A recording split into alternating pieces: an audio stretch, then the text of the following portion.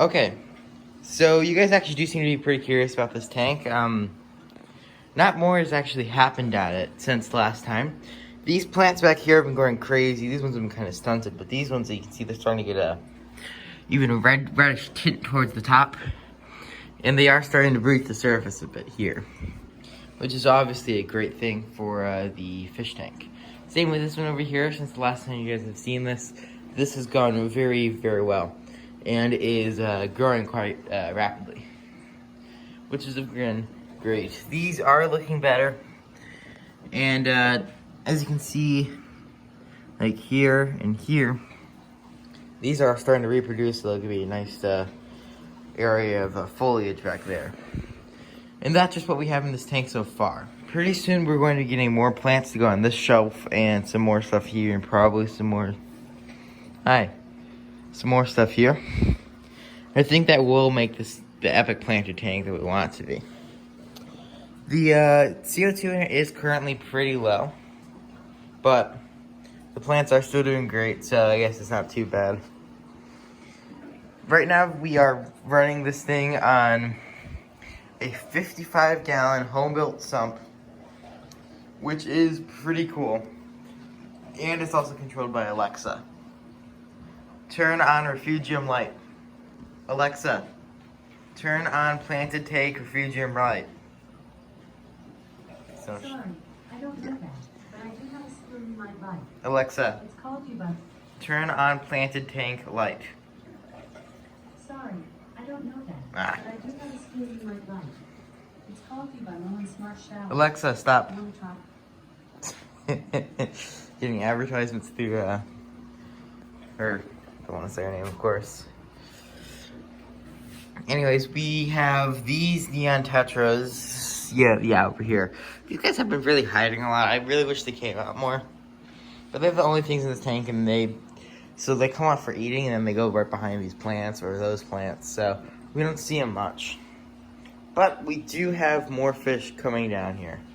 We have this little tank here. These plants are definitely growing out of this tank. They started off here-ish, which is of course great. We currently have just 2 tetras in here, but there will be more from some quarantine tanks back there, which is also going to be what we're going to put in the 120, which I will show you when those lights go on in a few moments here. Those 2 tanks you can see are quarantined, which we have 2 rows of it. These ones, which just turn on the lights, and these ones, which lights not go on for a while. But we're going to start over here with these assorted community fish that we have. We have platies, mollies, a few tetras. We just have vast assortment of stuff in this tank. And this all used to be in an upstairs office tank, which is now down here and going to be going into 29. And we also have over here these guys. There's a horrible algae problem in this tank. We're gonna have to completely empty this tank before we put new things in here. But we have 14 red-eye tetras, which is personally, I think, a more cool thing, especially for what we are working on today. Is the 120, is at least what we've been calling it. And those red eyes are schooling fish, which this is gonna be all schooling fish, so it'll be, because we thought it would be cool that we had like little clumps of fish swimming around. The neons, not neons, the cardinals actually, have been swimming around in schools, but only when you startle them. But they do still stick in a relatively big group. But we're hoping that when we put the red eyes in here, they will school more out here. More along the front, which will make the neons more comfortable. Cardinals, same difference.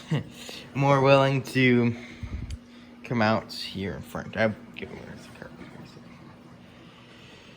Now, this tank over here on our right, this little planted tank has the same thing going. Where we have... we are going to hook up the CO2 canister because we can have 2 lines coming off that to this tank.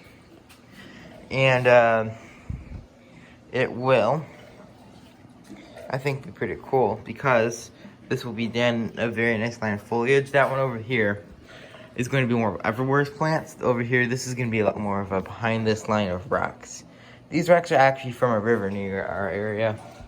So, this is a very similar thing you actually find around here in southern Wisconsin. Now, we have these two tetras in here. These guys were supposed to be temporary, but actually I think I am going to leave them in here. And just add those upstairs fish into this tank. And I think then this tank will be very complete with these just huge community tank, very assorted fish. And I think that'll just be an interesting thing to see.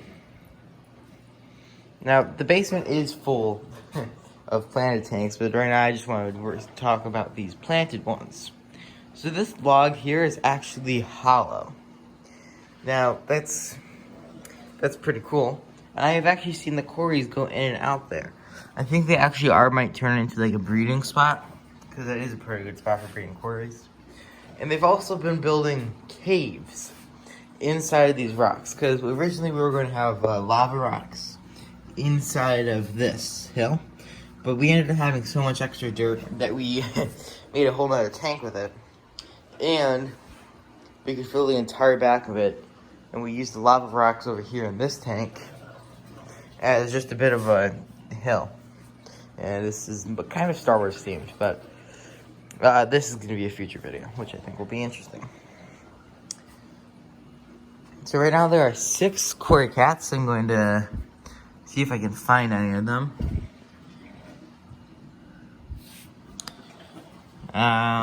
There's one. Oh, there's 2. There are 6 in this tank, and there's just 2 of them.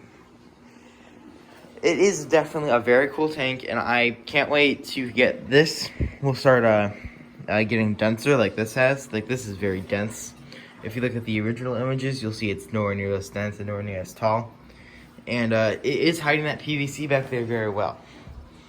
So because the PVC goes down to the center, that's why we built this hill. We weren't originally going to have this steep of a hill. It was going to be a lot more gradual and a lot more of a lot evenly distributed, but now that it is like this, I'm sure these guys are doing much better up here because they are right by this light. Like, it's literally, the light is right over them, and better than this guy. There was more of them, but then the snails tore them apart because these aren't strong enough plants, and they're just not strong enough for the snails. And we have 2 of these massive snails. There's one, and there's a second one.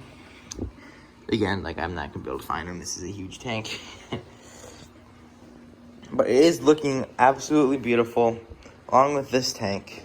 These 2 planted tanks, I think, will be a wonderful addition once they start getting a lot more lush to this corner of the room. Thank you so much for watching.